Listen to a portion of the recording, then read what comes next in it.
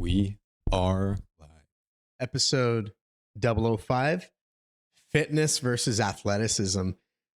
This is a really cool episode because it's something kind of like last week. I've talked about this many times, and I felt that it was appropriate today to talk about the differences between having great fitness and having great athleticism. The issue, generally speaking, when it comes to fitness versus athleticism is people talk about those two things synonymously as if they're the same thing. Yeah. Now, being athletic will make you fit. So people who are athletic generally have great fitness. And there are people that have great fitness that tend to be good athletes, but the lines kind of get a little blurred when I'm trying to improve one by doing the other. More specifically, since we're kind of catering towards athletes and parents who want their athletes to do well, the common issue is, let me improve my fitness, and by default, my athleticism will also improve. And there is some truth to that. Yeah. But I find that is some truth, not all the truth. Yeah. So I guess we can start off by kind of defining each one. We'll start off with fitness. Fitness generally means just your health biomarkers, right? It could be your body fat percentage, the amount of muscle mass you have on you, maybe how much muscular endurance you have, your ability to do basic task and have general, excuse me, your ability to do a basic task and do it easily with efficiency, right? So if I'm fit, I can walk up a flight of stairs and maybe not be out of breath. If I'm fit, I can, do that project in the backyard and that 8-hour project and be fine. Yeah. If I'm fit, I can go on a hike. I can go on a 12-mile hike in Yosemite and then be okay with it. However, it doesn't necessarily mean I'm athletic. Fitness is generally your overall health. Yeah. Right. Being athletic or having athleticism is the ability to move. Right. Yeah. So the way I define an athlete is as a person who can do these three things. They can move through space efficiently. They can efficiently move through space. Yeah.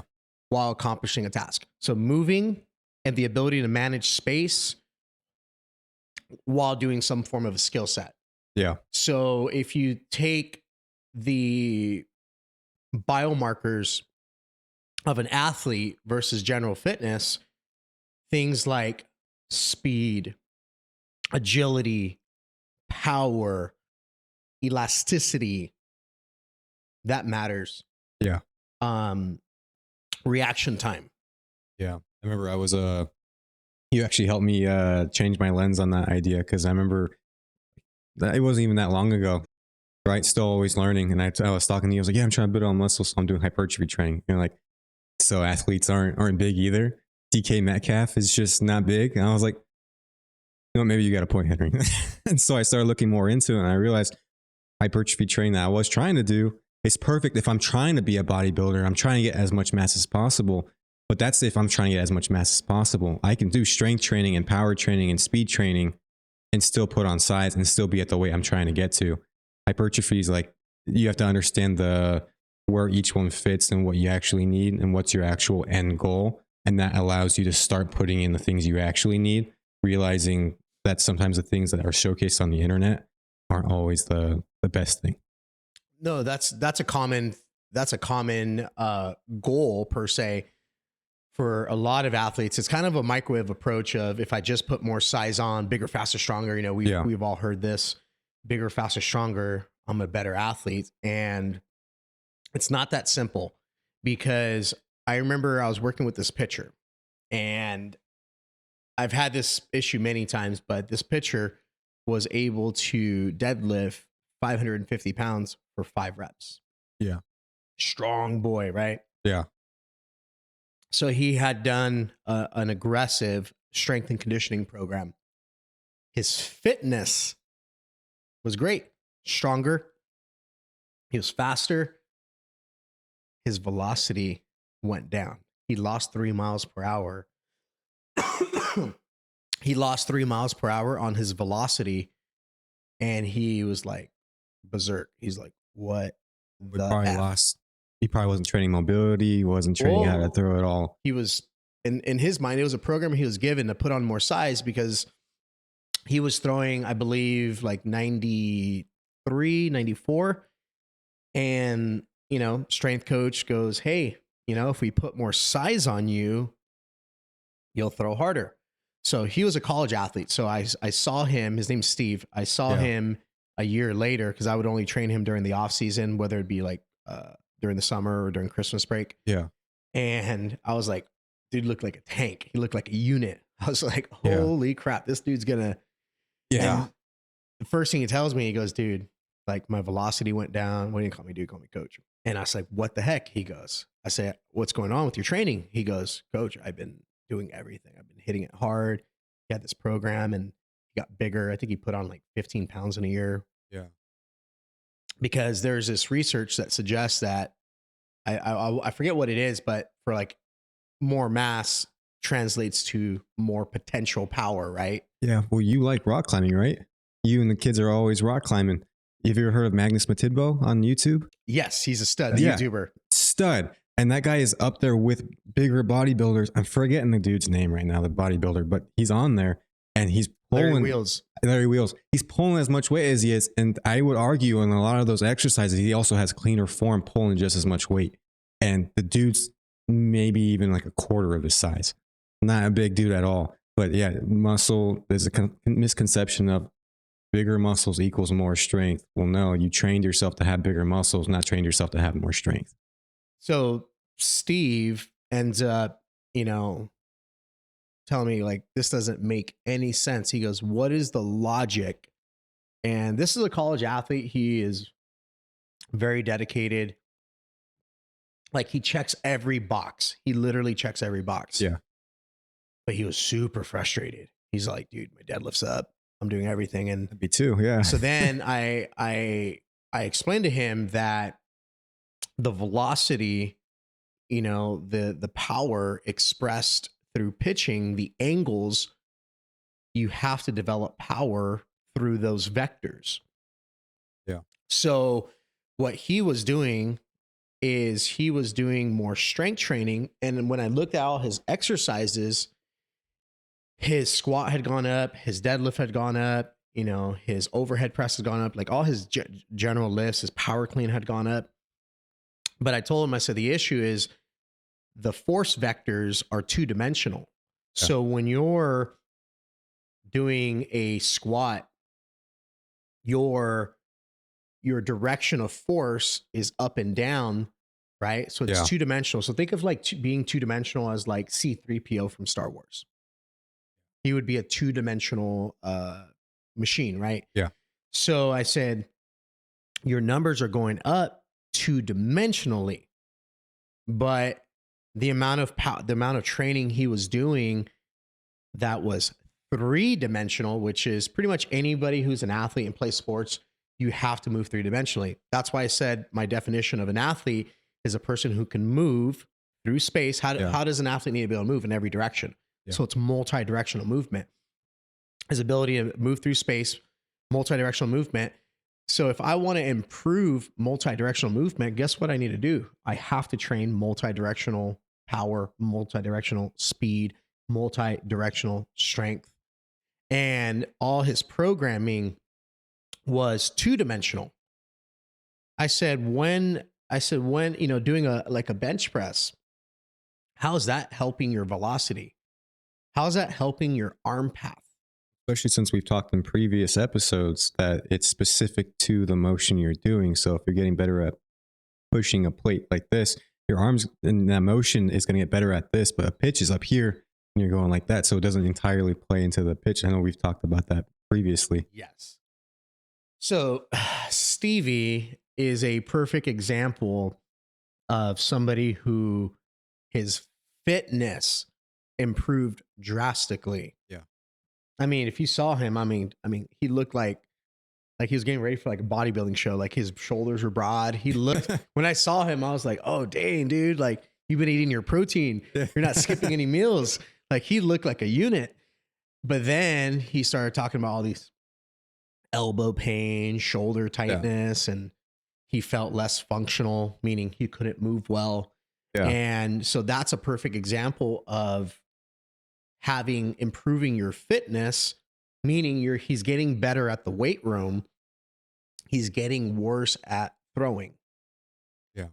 So how you train, the body will adapt to the very demands you put on it. Law of specificity. Adaptation is specific to the demands that you put on your body.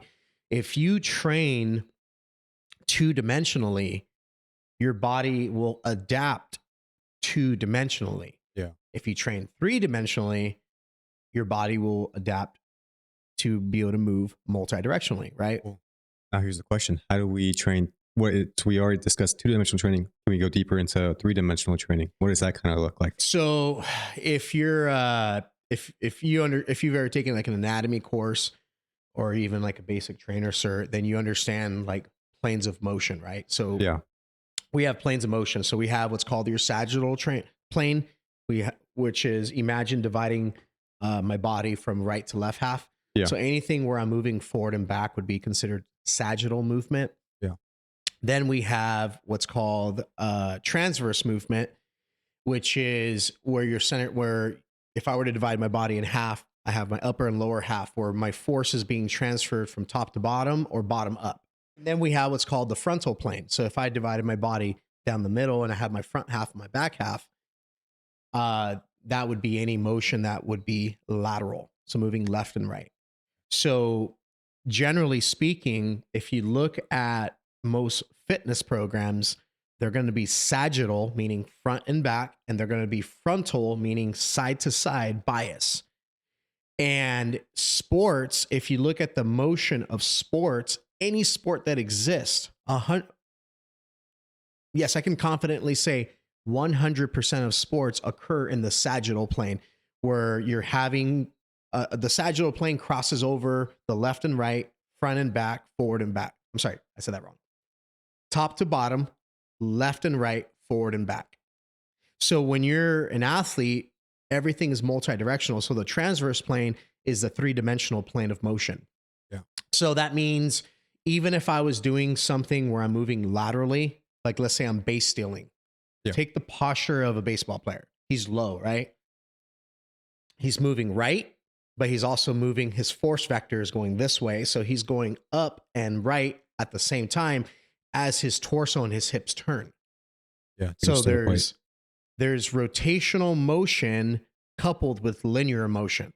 So with the transverse plane, we're having to use rotation to move straight.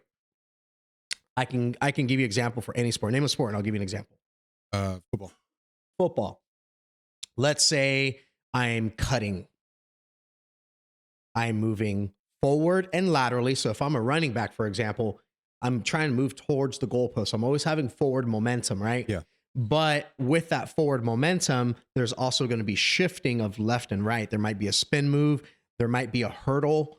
There might be, if I'm on the defensive side, I'm going to go from high to low, meaning I'm trying to tackle someone's hips, right? If I'm maybe a linebacker and I'm already low, or a lineman, I'm sorry, they're starting low and then going high. So there's this constant level change where we're having to move linearly, but we're having to do it with vectors that aren't just linear. So the issue we're having right now is we're becoming great at running 12 o'clock, 3 o'clock, 9 o'clock, and 6 o'clock, but we're forgetting about all the little Correct. ones 1 in o'clock, between. 2 o'clock, 4 o'clock, 5 o'clock. We don't understand angle. Yeah. Another example of somebody who has great fitness not translating to great athleticism. Let's say you take a big squatter. Football, I would say all sports, but I'd probably say football is more notorious with the squat and the deadlift than probably any other sport, because there's this belief, if I have a strong, powerful squat, if I can squat double my body weight, I'm a freak. If I'm able to squat triple my body weight, I'm a specimen. So you'll have, let's say, for example, a running back who's 200 pounds and he can squat 600. Yeah. And then everyone goes, oh my God, he's a freak. But once again, if you take the squat is a 2-dimensional exercise. So barbell's loaded across my back. So I'm having to drive force into the bar to make it go up. Which direction am I going? I'm going up, right? But now if I take that same football player, let's say it's a lineman that can squat 600 pounds, and now he's a defensive lineman trying to attack the quarterback. What's his force vector? Forward with an upward angle. Yeah. Not a squat. So his nervous system will adapt to producing force vertically, but in a game, it's not true vertical. There's linear motion with upward angle. Yeah. That would be what? 3-dimensional. And then he's trying to swim around the offensive lineman. So therefore, there's going to be torque. There's going to be rotation. Yeah. So you can't get good at 2-dimensional exercise and expect that it's going to translate 3-dimensionally. Yeah. Does that make sense? Oh yeah, perfect sense. I know for me, one thing I kind of came to the conclusion to was because I don't like squats, right? Me and you have already discussed this. For me, I don't like the whole weight on the back, the way it feels afterwards. So I do lunges. And for me, one thing I realized was, well, don't just do forward and straight side to side lunges, get some angular lunges in there too, start working those muscles also, which I've noticed for me has helped out a lot with just going to the court and dribbling and stuff. I feel a lot better going at those angular motions now. Because before I felt strong side to side and forward and back, and now I'm starting to include those angles, and it's a huge game changer. Oh, it's huge. Angles are huge. And one of the biggest changes I've probably made in my coaching career and in my own training regarding the 2D to 3D model is in 2017, I learned about a concept called spinal engine. Spinal engine is the theory that if I initiate my movement from my spine first, it will cause my ball and socket joints to simultaneously rotate at the same time. So think of like a baby crawling, or actually not even a baby crawling. Think of a snake. A snake does not have limbs. How does a snake travel from A to B? Moving 3-dimensionally. Yeah. Right? Or if you take the fastest animals on the planet, like cats, like a cheetah, look at the position of their spine and look at how. So the idea is their spine is very dynamic, which is the complete opposite of the gym. Because if you're 2-dimensional in your training, the spine's not moving, right? So I'm bracing. But with the spinal engine theory, what that states is that all motion is initiated from the spine, and my limbs, meaning my arms and my legs, are used as force amplifiers. Yeah, it's actually awesome that you say that, because I've noticed that too. Like yesterday, I was doing lateral speed work, and I was doing lateral side to side like plyometrics. Yeah. And one thing I've been including in a lot of my workouts recently, I've been straying away from the hypertrophy training of the 2-dimensional and trying to get more 3-dimensional with a lot of thoracic play too within certain movements. And I noticed within my side to side lateral plyometrics, I was able to actually put power now into my thoracic twist to help me get more speed into it, and then getting up higher. And I was moving faster. And I realized that afterwards, Because of your spine. Yeah, because I started allowing it to move the way it's supposed to, and I started training it to move the way it's supposed to, and it played effect into how I also moved laterally. That's awesome. So in 2017, I was introduced to this concept. Now, keep in mind, I've been introduced to, I've seen both sides of the pendulum, right? I've been around some of the top speed coaches on the planet that will say, this is the way you're supposed to do it. And then I've also seen the opposite side of the pendulum, like where these guys are like, man, these guys are wrong. This is why we do it this way. So it's funny because they're going to have a biased perspective. Yeah. And if you train anything, doesn't matter what I think, if you train anything and you add repetition to that thing you're training, you will get good at that thing you're training, regardless if it's the right or wrong or the best or not best way. Right. So I'm watching all these guys, in my field, it's very competitive within my own industry. So like the coaching industry, those guys like to fight and they like to argue. And it's like they almost use the other guy they're trying to bring down the other guy to bring themselves up. It's a little bit of an ugly business. Not all of them are like that, but I do know a lot of high level coaches who have preached their philosophy. And Coach Henry secretly actually hate each other behind the camera. We just put a front for you guys. I actually can't stand him at all. I'm like, man, no. So I always take things as a grain of salt. So when I first learned about spinal engine, it was on the opposite side of the spectrum for me. I was like, well, that kind of goes against everything I was taught, because I was taught put force into the ground first. The more force you can put into the ground through the legs, I was taught to drive through my feet. And the way I was taught was a lot of bracing through my, we don't want the spine to move, because if you move the spine, you'll injure it.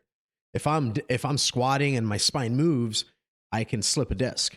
If I'm deadlifting and I round my back by accident, I'm going to slip a disc. So we were taught, when it came to weight room, we were taught that we need to keep proximal stiffness here in the spine, and the force is being generated from the limbs. Where spinal engine is the opposite. The spine is dynamic, and then the limbs are force amplifiers of spinal motion. So I did some research on the topic. I found out that the spinal engine theory, the guy who invented it, he has this complicated name. I think he's from, I want to say he's from Russia. I think he's Russian. I can't remember. But he has this long, complicated name. I'll post it up later. And it's been around since like the 80s. So I was like, oh crap, this is like not new. This has actually been around for a long time. And he's not even a trainer. I think he's a biochemist that came up with this. So the reason they came up with spinal engine was back then, before, prosthetics were a thing, they were like, okay, how do we get a prosthetic to work? And what they found was, or they started studying guys, how they moved that were missing a limb, like missing an arm, missing a leg, and they had a dynamic spine. So wait a second. So look at how they're moving. So if we put a prosthetic leg there and then couple that with your existing motion, the body will be able to adapt the prosthetic leg as part of their anatomy. And that's kind of the research behind that.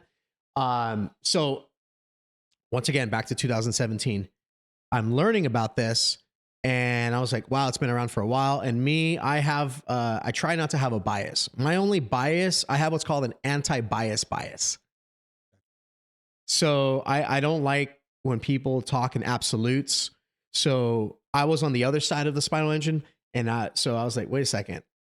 Like, let me challenge my own bias. Let me give this a go. Let me spend the next 3 to 6 months really exploring this concept. Because I always guinea pig myself first, right? And I did. And the results were ridiculous. One of the big things that I also did that I had never done prior is I started studying a lot of slow motion. Because in slow motion, you see exactly what's going on. So one of the things that I found, I was watching film on Usain Bolt. He's one of the fastest athletes of all time, right? And in American sprinting, like if you ever done track and field, we're taught to stay rigid through here, and we like to couple the arm and the leg. We bring the arm and the leg up, the opposite leg, contralateral movement. That's how we're supposed to move. It's a cyclical action. We keep the head in the center line, and we drive through the limbs. But then I started watching film on Usain Bolt, and you see this aggressive lateral motion coupled with forward momentum. So he would create forward angle. So if you ever watch Usain Bolt from a profile view, you would see his head moving forward. So you know he's covering distance, but he was generating lateral force. Yeah. So his hips, if you watch the front view, you would see his hips rotating aggressively, where in American sprinting, everything's very straight line. Yeah. So he was doing the opposite of everybody else, and he was setting world records. And I remember listening to an interview with Michael Johnson. Michael Johnson is one of the I think he's the fastest American sprinter ever. Like, he holds gold medals. He's a stud. Yeah. And I remember watching, you can go YouTube this because it's hilarious. Michael Johnson was breaking down film on Usain Bolt. Granted, he set a world record that to this day in 2009 has not been touched. You would think normally with world records, the next Olympic or maybe the one after that, someone eventually touches it. Yeah. I mean, all you need to do is beat it by 1,000th of a second and you have the new world record, right? Yeah. World record hasn't been touched. So Michael Johnson, he's looking at this film and he's explaining Usain Bolt's drive phase, which is essentially the acceleration phase of his start. And he was explaining why it's wrong. He was like, look at all this lateral motion. It's wasted motion. He said the shortest distance between 2 points is a straight line. Yeah. So if my center of mass has to move side to side, I'm essentially not moving in a straight line. And that concept is 100% true if the mechanism is built two-dimensionally. So like a vehicle. Yeah. So if I took a car and I wanted to get from A to B, I'm not going to shift side to side. It's going to take me longer. Yeah. However, if it's a three-dimensional structure, like the human body and pretty much every organism, yeah, we have to use rotation to create forward motion. So what Michael Johnson was describing as these are the things that are making Usain Bolt not be as fast as he could be. You hear the irony in that, right? How stupid does that sound, right? Yeah. The world's fastest guy ever, he could be faster. His technique is off. When what we should have been doing is studying him, but the reason he did not explain, he was explaining what he was doing wrong. And now looking back, I'm like, what he was saying was quote unquote wrong is the thing that was allowing Usain Bolt to be fast. And Usain Bolt is 6'5". He's a big dude. He's big. So for track and field, the average height is probably like 5'9", 5'8", 5'6". Like, they're not tall because shorter people are closer to the ground, so we can generate force. Our stride frequency is going to be a little more aggressive. Our acceleration is going to be better. Yeah. So he's probably not the best when it came to acceleration. He wasn't the worst. He wasn't the best. He was just okay. He always started off slow, but he always just ran right past them. So what he was describing as this is what's holding him back. Looking back at it, I'm like, those are the things that were making Usain Bolt be very, very fast. So he's a three-dimensional human like us, and he was using linear and rotational force, which is that transverse plane that we were talking about, in order to go straight. Yeah. But because at that time it went against the conventional knowledge, which is straight line is A to B, straight line, way faster. You get there quicker. Yeah, but that depends on, are we talking about something two-dimensional or something three-dimensional? Yeah. So that's an example of someone using the spinal engine. So when I looked at the film of Usain Bolt, I saw his spine, and just like that snake who uses that figure eight to move forward, I saw a figure eight. So then I started looking at other athletes. I started looking at athletes like Michael Jordan. I started looking at baseball players. Think of a pitcher. A pitcher, if you watch a pitcher frame by frame in slow motion, you're going to see he's going to load his leg. So he's going to go up. Then he's going to move lateral as his torso is rotating to go downhill again. Yeah. And the ball, from arm slot to release, the position of the arm is constantly changing to make the ball go straight-ish. Meaning in that general zone, you have a strike zone, right? Obviously, we can talk curveballs, but generally speaking, they're throwing it in a small zone, that's the A to B. The A is where the pitcher's at, B is the catcher's glove, right? Yeah. So essentially, everything about how a pitcher throws a ball is three-dimensional. So they're moving rotationally to create linear force. Yeah. So rotational motion and linear motion are a coupled motion. So a pitcher is moving laterally. So lateral motion would be the frontal plane, side to side, but he's also level changing, high to low, low to high. So you take a boxer, Mike Tyson in his prime, not the version, sorry, love you, Mike, but not the version we saw him at 60 years old. But Mike Tyson in his prime, he had exceptional power. He was known as being a power puncher. However, Mike Tyson was always small. He was 5'10", 205 pounds, going against guys that are, 240, 6'4". Even in the training videos they released, which is why I'm like confused on whether this was a rigged fight or not, right? A lot of people are. But away from that, if you watch his training videos of him training for the fight, dude had insane power still at 60. Correct. But if you watch his torso, how he did that peekaboo. Yeah. So if you ever want to know if someone's using spinal engine and you're like, what the heck is Coach Henry talking about? Look at the slow motion. And what you'll notice, if you look at the shoulders will never be parallel. Yes, one shoulder's low, one shoulder, and you're going to see this figure eight motion. So that's the easy way. So when I'm coaching, I look at athletes' shoulders. Another one is I use the cue of if the sternum was a laser pointer, it would not be fixated. So when they move, that laser is moving like a figure eight. Makes sense why I'm always seeing you doing figure eight stuff. Now you're seeing what I'm doing. Yeah. So, so that's 2017. So by 2018, I had shifted to a three-dimensional model. By 2019, I shifted to a four-dimensional model. So I remember, so if you ever take a physics course and you understand space-time, space is three-dimensional, time is one-dimensional. Well, my definition of an athlete is an athlete who can move three-dimensional movement through space. Space is also three-dimensional. So I have to be able to move my whole body in every direction through space while accomplishing a task. Well, the task that athletes have to accomplish is always going to be in real time. Yeah. Which means it's reactive. So I always look at time synonymous with distance and vice versa. So let's say, I'll give you an example. Let's say I said, hey, David, I want to see how fast you are.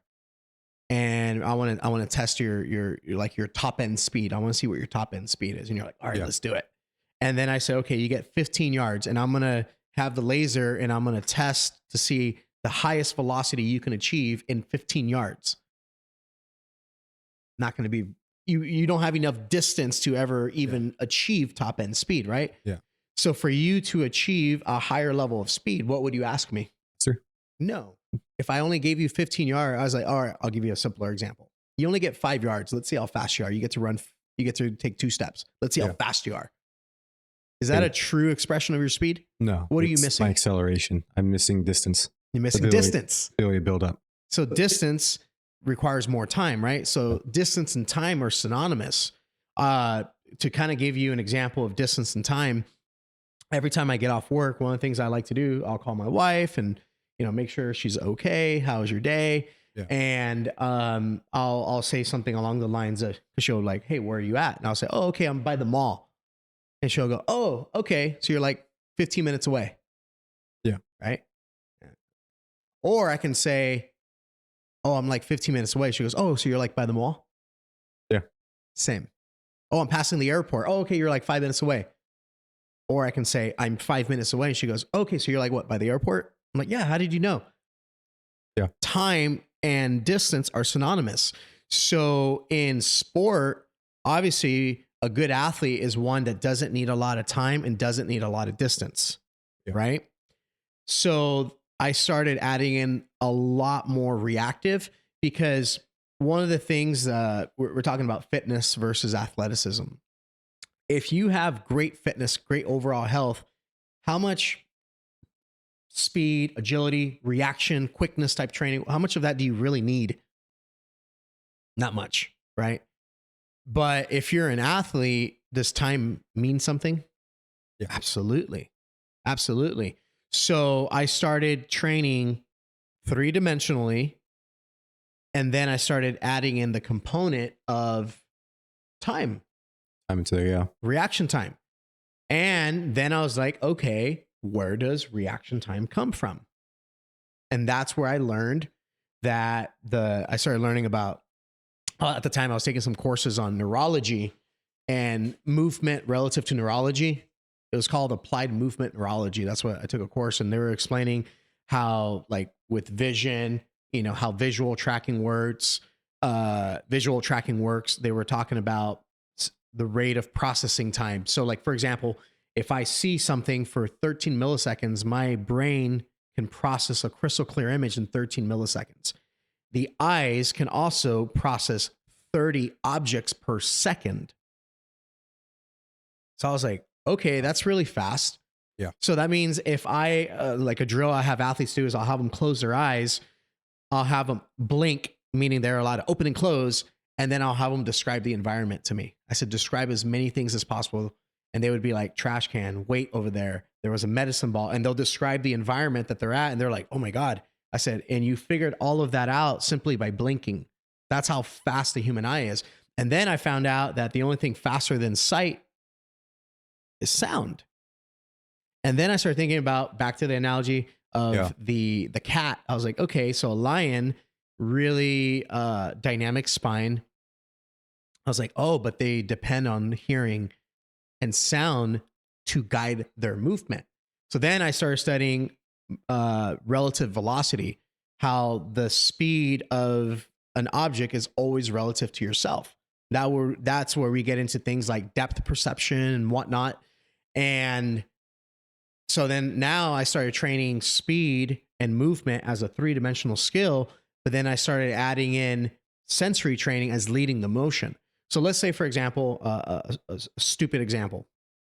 If I say, David, I need you to cross the street, what's the first thing you're going to do? Look left and right. You're going to look left and right, right? Yeah. When you look left and right, what part of your body moves first immediately? Neck. Your neck, your head, your spine.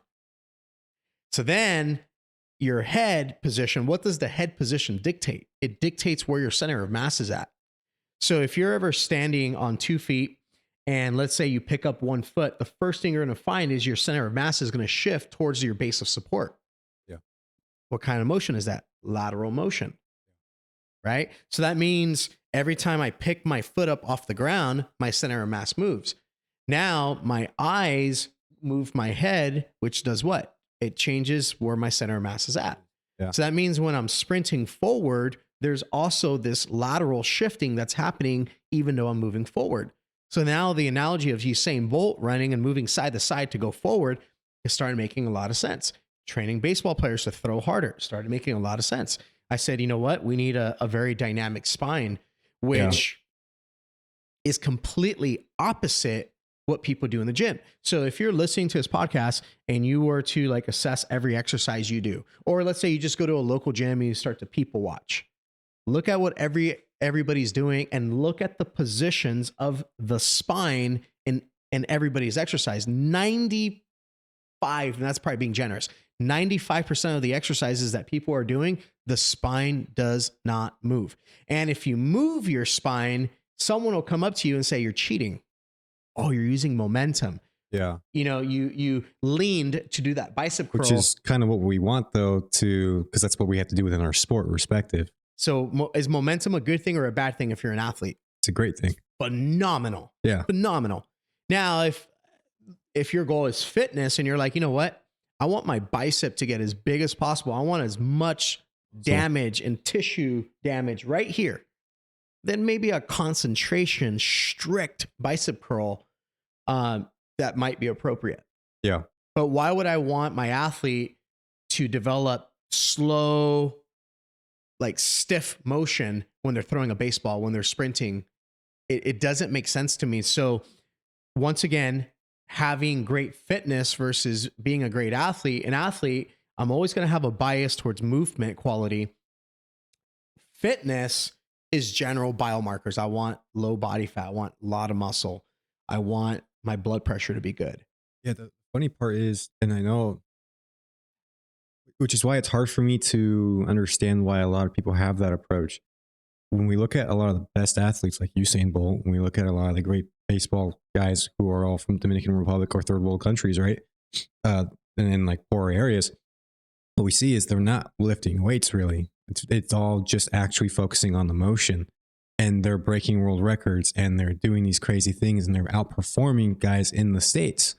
And then we're not trying to figure out how, because we just automatically label them as genetic freaks. We don't, but then we don't realize, oh, they're not just genetic freaks like some of them are. But on top of that, their training method actually pertained to their sport and what they were trying to do. They got better at the specific motion, not better at deadlifting. Correct. And then we had this common idea of, okay, well, I need a deadlift. But it's like, but we have so many examples out here showcasing we shouldn't be doing it and we should be doing it a different way, but we still have that mindset. Yeah. I think the biggest issue, and I heard this statement before from Dr. Spina. He actually said it. He goes, ideas will always be ahead of research and research will always be behind ideas. So what I do, like since that time, I'm thinking, 2017, I'm like, oh man, this is going to be the next best thing since sliced bread. Everyone's going to be doing it. Another big thing I noticed with that type of training, teaching the spine how to be athletic, teaching the spine how to be dynamic, is my injury rates went significantly down. Like I've had 0 major injuries, an injury where you have to miss playing time. I haven't had any. Yeah. So, and the reason being is if my spine is dynamic, what causes my head position and all that to move is changing the position of my spine, right? So if I'm able to move my spine better, then I'm able to move 3-dimensionally, which means I'm able to dissipate stress better. However, if I move 2-dimensionally, so let's say the example of the strict bicep curl, that would be 2-dimensional movement, right? Yeah. The purpose of a strict bicep curl is to maximize stress on a tissue, which would be the bicep, right? Yeah. However, if I were to swing and do that bicep curl, where would the stress go? It'd be dissipated throughout my body. I'm distributing the stress throughout my system. Yeah. Therefore, no one tissue, no one joint, no one structure is receiving all the stress because I'm distributing the stress. So as an athlete, let's say, for example, if I'm a basketball player and I'm jumping all the time, every time I land or I sprint or I move laterally, do I want my knees to feel all the stress? Or would I prefer that stress to be dissipated throughout my body? Dissipated. Exactly.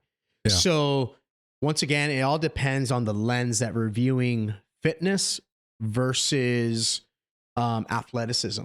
Yeah. And the reason I think this topic is so important is because, if you're listening to this, it's because you're an athlete or you're a parent and you have athletes. And where a lot of, I feel, coaches are still archaic is they're using a 2-dimensional model for 3-dimensional needs. Yeah. And go back to your spine when you're talking about how you saw your injuries decreasing.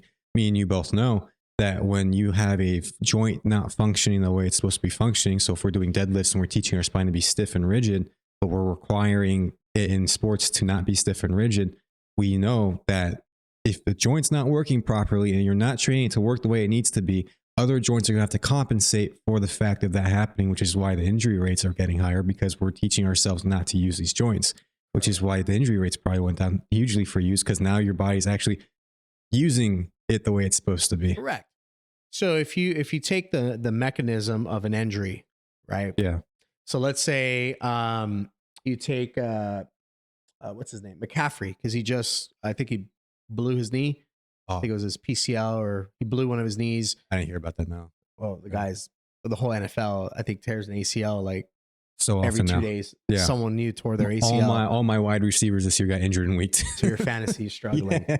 My fantasy was not good. Yeah. But if you ever look at like the mechanism of injury for the knee, people go, oh, it's because, he was changing directions. They blame it on the motion. And I'm just like, well, if the knee, if he blew out his knee, the question we should be asking is not how do we make the knee stronger? Yes, I agree. The joints and structurally, we do need independent strength. We need more capacity within joints. Correct. To support. Yeah. Why the hell was the knee absorbing all the force when he cut? Wasn't it being dissipated? Why wasn't it being dissipated? So essentially we have to do both. And I talked about how within my industry, everybody's always like arguing. So you're going to have like the functional guys that are like, hey, the whole body needs to be moving like a unit, and doing like joint by joint training is a waste of time. Yeah. You got to be functional. I'm like, okay, that is only true if the person's not messed up. Then you have the other side of the spectrum is like, hey, we need to make sure every structure, every joint is perfect. Yeah. Right. And the reality is, because when we get, or at least when I get an athlete in front of me, they're going to have pre-existing health history, right? Yeah. So what I have to do when I'm training somebody athletically, I have to make sure their function is good. So, and their biomechanics are good, meaning they're able to dissipate force easily, right? They can move their whole body 3-dimensionally. But I also have to simultaneously address the issues independently, because prior to meeting with me, they're like, I have a bad left knee now. And then I watch how they run, and I'm like, oh, every time you're landing, your left knee is absorbing all the force because you're collapsing your foot, or whatever the reason is. So the reality is, structure complements function, and function complements structure. Yeah. So structurally, we should have good joint space. Everything should feel good. And if we dissipate stress well, then we will maintain the integrity of our joints. So if you go to a third world country, no one does mobility training, no one does strength training, but yet no one has back issues. You go to India, or go to, Japan and China, or anywhere out there in Europe, like people can crisscross applesauce, right? Yeah. Yeah. It's crazy. And it's not because they go, oh, I've been training to be able to sit on the floor.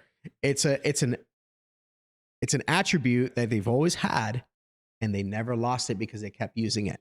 However, in American culture, we can't do that because we are jacked up. Yeah. That's actually, I like to use that because I know the mentors who led the classes for the FRC certification process, the whole Homo sapien talk of how we were hunters and gatherers. We used our bodies, and now we're straying away from it in really recent times. And when you look at it, the idea makes sense because, like you just said, we have third world countries, we have other places, we still have tribes out there. And you go to Africa and you look at these guys, and they're super athletic, they're super, I don't want to say fit, but athletic.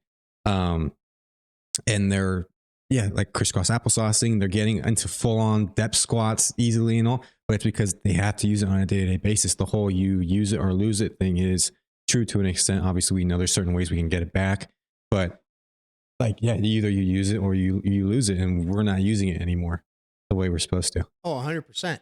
And then what we're trying to do is we're taking this 3-dimensional mechanism, meaning the human biology, right? And then we're using a human invention, bench press, deadlift, exercise, whatever exercise you can, name off the top of your head. We're using these human exercises that we created. So we're using a 2-dimensional model to try to fix a 3-dimensional creature. And that's why we're having issues. Yeah.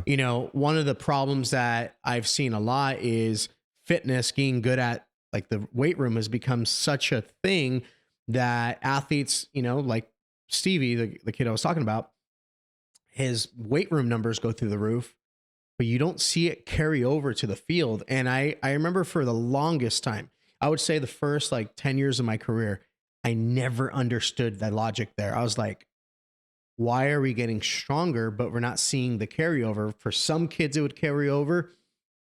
For other kids, it would not. Yeah. So my results, I was training athletes, right? I was training general population as well. And they would get stronger, but it wouldn't always erase their aches and pains. It wouldn't improve their efficiency. And the results were a little inconsistent. Where now my results are consistent across the board. Yeah. And the reason I can say that, I talked about guinea pigging myself. Yeah.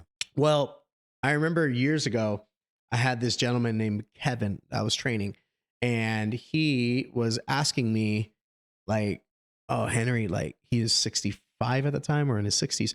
And he goes, do you enjoy training us old guys, as much as you enjoy training the younger athletes? They can do more.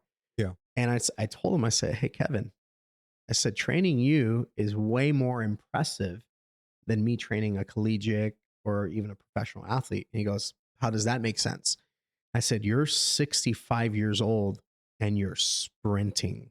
Yeah. How many 65-year-olds, 55-year-olds, 45-year-olds do you know that can actually sprint? He thought about it. He goes, I don't know anybody. He started thinking about all his friends. He goes, I can't even think of one.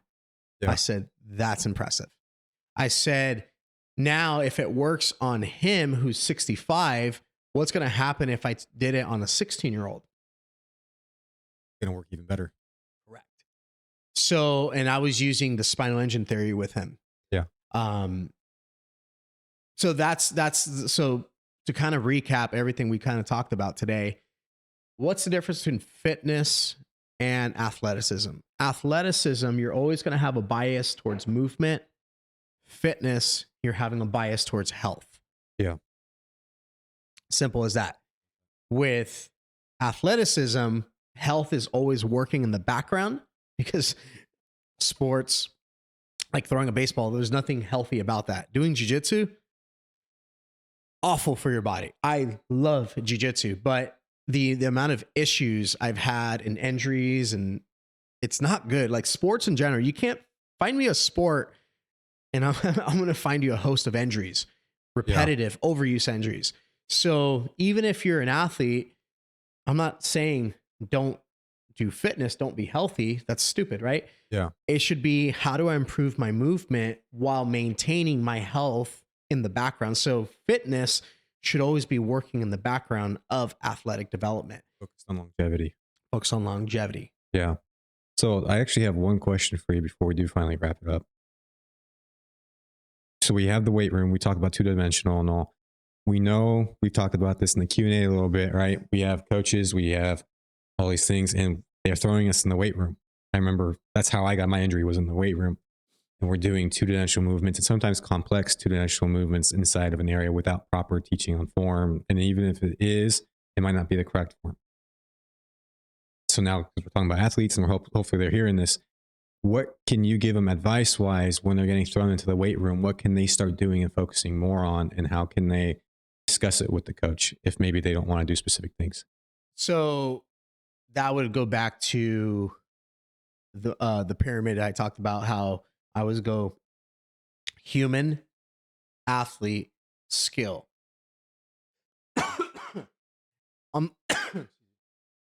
Human, athlete, skill. I'm not saying that a bench press is bad. I actually just started benching again, probably about 2 months ago. I haven't done regular bench press in probably like 5 years, maybe 6 years. Yeah. I feel fine. I can squat, I can deadlift. So there's nothing wrong with doing two-dimensional exercises as long as the percentage of your training is not biased two-dimensionally. So where I said most people will train 90% 2D. Yeah. And maybe they'll have a sprint, maybe they'll do a med ball throw, maybe they'll do something where they have to rotate or throw. I flip-flop that. So if you're going to do a two-dimensional exercise like a strict bicep curl, I like strict bicep curling. It's fun. Yeah. But in the background, because I'm an athlete, 3D is my bias. So I'm like an 80-20. And couldn't you technically take, if we're an athlete and we're trying to build a little bit of size, right? Because we still need to get a little bit bigger. So we want to put a little bit of stretch on the muscles in some kind of a way. You could technically still turn that 2D into more of a 3D movement in a healthy way. Correct. Yeah. By training it three-dimensionally. Yeah. So now we can start creating a little bit of momentum into the bicep curl in a safe way, right? Correct. Yeah. So if you're an athlete, I'd say 80-20. 80% of your motion needs to be transverse movement. 20% should be 2D. Nothing wrong with that. If you're a health enthusiast and you're like, I just want to be healthy, I want to feel good, maybe a 50-50. Yeah. Right? Because maybe if you're 60 and you're like, man, I need my weight to be down. I have diabetes. I need my body fat percentage down. I need to lose weight. Sure. But why wouldn't everybody want to be able to have good gait, be able to move well, bend over, sprint, jog, climb? So in reality, even like my adult clients that I work with, I'm still teaching them how to move 3-dimensionally. Yeah. So that's just me. If you want to, unless you say, hey, I'm training for this bodybuilding competition. But then again, I'll be the first to say, if you're working out and you're being consistent, I don't give a crap what you're doing. You're badass to me. You're awesome. Like you're in the gym, you're working. There's people at home sitting on the couch, working their thumb dexterity, and they're not doing anything. Like, so I would never say that, man, like you're doing it wrong. Like everybody in the fitness industry, they always have this right and wrong. And I can't stand it. I understand. And that comes from guys like me, here's the right way. You'll see the Instagram video, like right way has like a check. And it's like wrong way to squat. And it has like an X.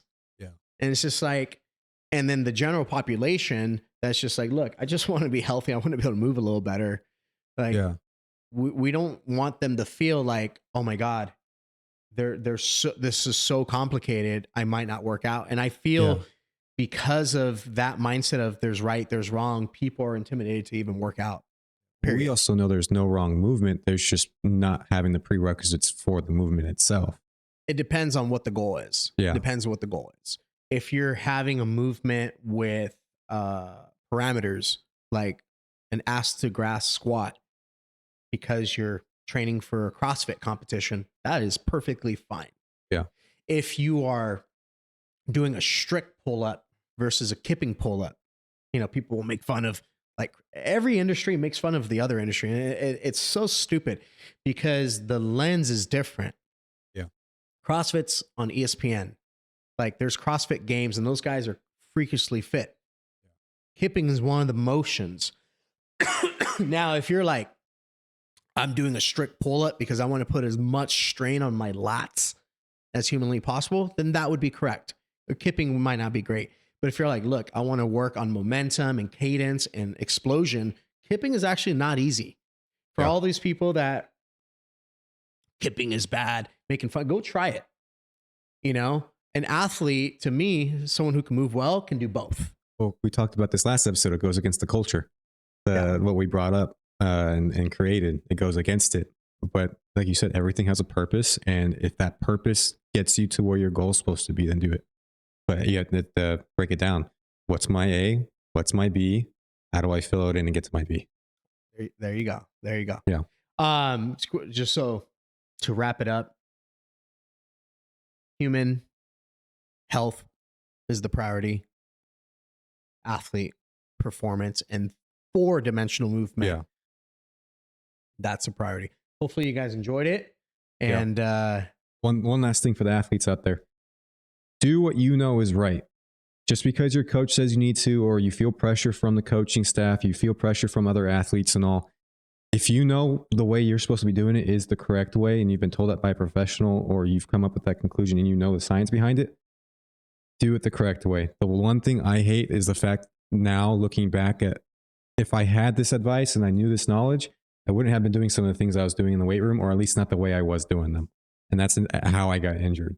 So listen to your surrounding peers, understand what they're saying, still do your own research, come to an understanding. And if you know for a fact what they're doing to you in the weight room is not what you're supposed to be doing, do what you know is best for you and your development, because sometimes your coaches and other people around you might not always know. There you have it. All right. Thank you guys for tuning in. We'll talk to you guys next time. Have a good one.